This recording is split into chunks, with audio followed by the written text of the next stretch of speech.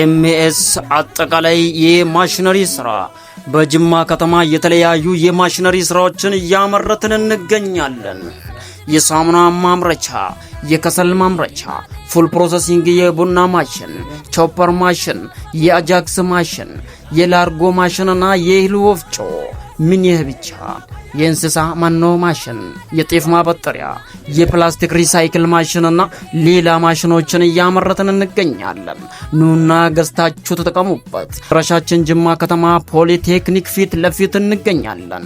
ለበለጠ መረጃ በ0917250687 ወይም በ0967022109 ይደውሉ።